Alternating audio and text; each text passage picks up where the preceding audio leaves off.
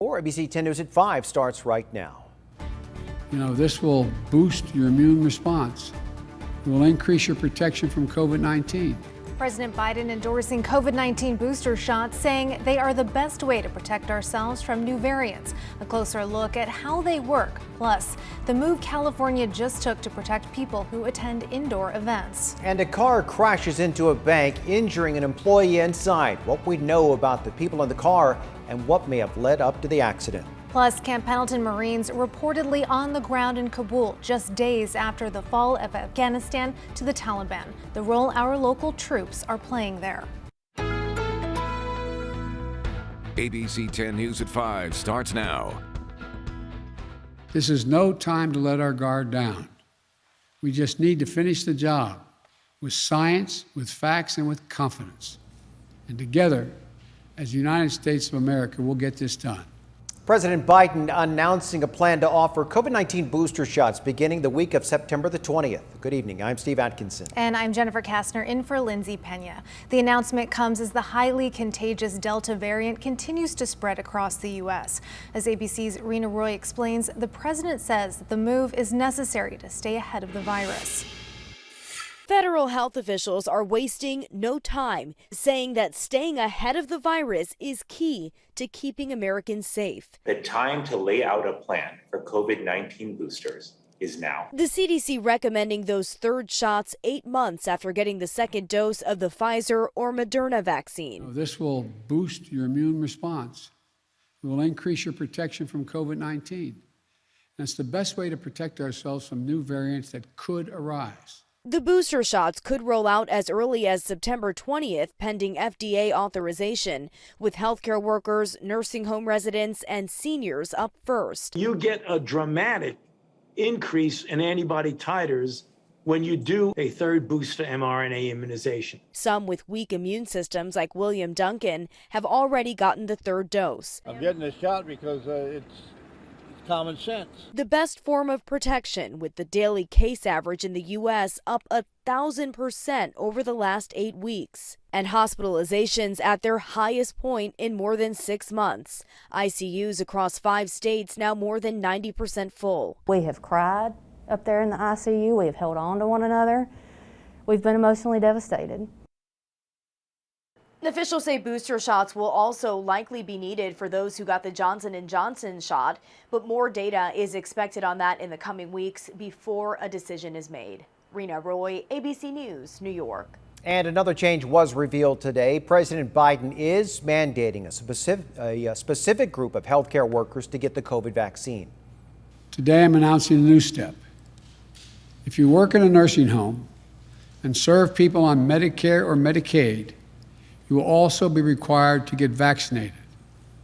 More than 130,000 residents in nursing homes have sadly, over the period of this virus, passed away. The president says any nursing home that does not make the vaccine required for their employees will lose Medicare and Medicaid funding. The administration said that they will work with nursing homes to provide enough time to do those vaccinations. And starting next month, you will have to show proof of COVID vaccinations or a negative test to attend an indoor event here in California. The Department of Health just announced new rules this afternoon. Before, you could simply self-attest that you were vaccinated. If you're not vaccinated, you will need proof of a negative test no more than 72 hours before that event. These new rules kick in September the 20th. They apply to any indoor event with 1,000 or more people. And it is back to school day for the third largest district in the county. Poway Unified students were back in the classroom for in-person learning today. Their first day in.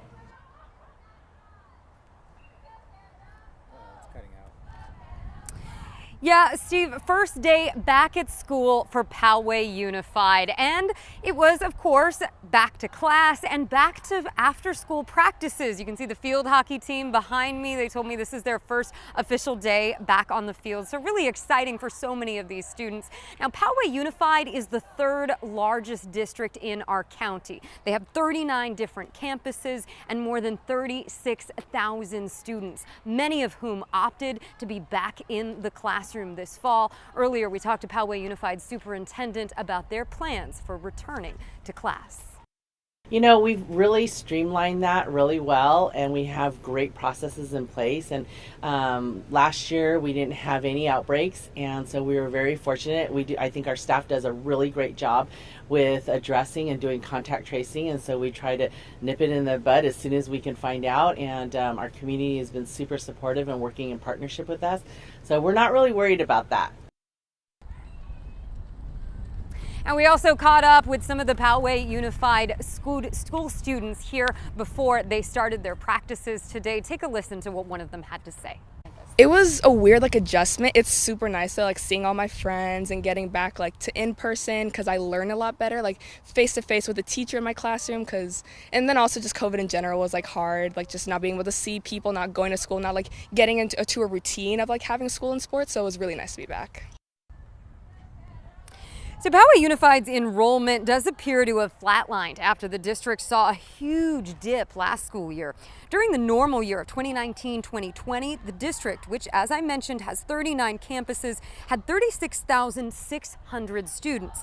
Last year, the district saw a drop of nearly 1,000 students. This year, Poway Unified stayed steady with nearly 36,600 kids. The district says that number could rise with more people choosing to enroll today and in the coming days and weeks. For now, we are live at Westview High School. Lindsay Pena, ABC 10 News. Steve and Jen. Lindsay reporting live out there, and coming up in just minutes, we will get a look at the Welcome Back rally for freshmen today at Westview, and we will hear from the principal about her expectations this year. All right, now to Claremont, where a woman ended up crashing her car into the Mission Federal Credit Union with two kids who were riding in the back seat.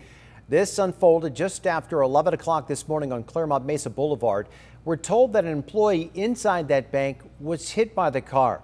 Our ABC 10 News reporter Mimi Alcala joins us on this story. Mimi, the woman apparently suffered a medical issue before that crash.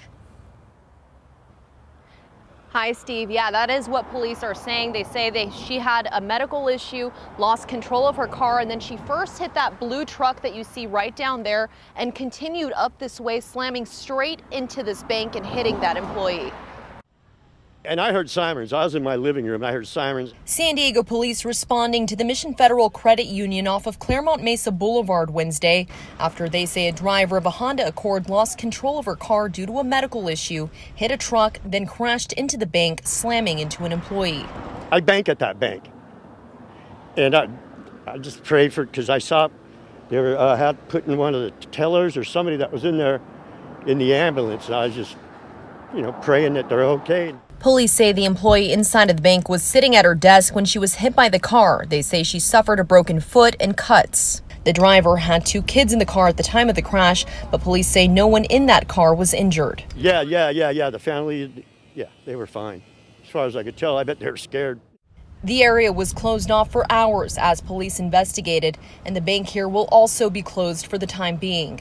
We received a statement from Mission Fed confirming their employee was hospitalized and saying in part, "We are grateful for the swift actions of our employees and our first responders to ensure everyone's safety immediately following the accident." And the car was removed from the building at about 3 o'clock. You can see the crews outside right now working on boarding it all up. Mission Fed tells me the bank will likely be closed tomorrow as well, and that also includes the ATM that's located outside. We're live in Claremont. Mimi Alcala, ABC 10 News. Mimi, thank you. A developing story. The U.S. is trying to ramp up evacuations of Americans in Afghanistan. The State Department said that the Taliban has promised to have safe passage for foreign nationals. Today, President Biden and Vice President Harris were briefed on the evacuation effort. Defense Secretary Lloyd Austin said that they are working to accelerate flights out of the country. There have been no hostile interactions with the Taliban, and our lines of communication with Taliban commanders remain open, as they should be. However, armed Taliban forces have set up checkpoints to control access to the airport.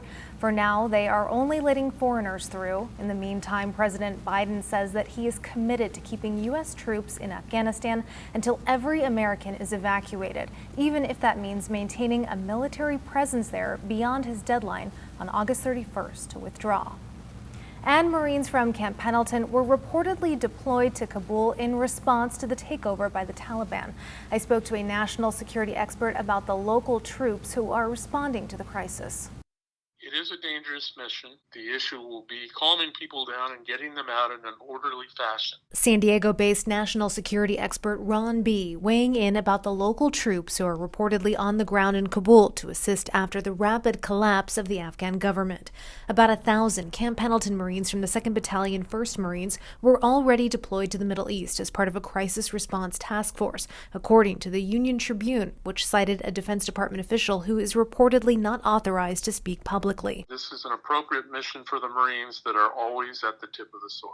They were most involved in going to Afghanistan in the first place, and that can also include Navy SEALs that were very important in Afghanistan to begin with. And so under that sort of deployment, there may be some SEALs going. More than 4,000 U.S. troops are already on the ground in Afghanistan's capital of Kabul, which was overtaken by the Taliban this past weekend. Additional U.S. troops are expected to arrive later this week to help evacuees who've been caught in the siege. Of course, the airport in Kabul is the main spot, but there may be other places that they need to get people out besides the capital, and this may be one of the rationales for sending them. And we reached out to the Marines for comment. We are waiting to hear back.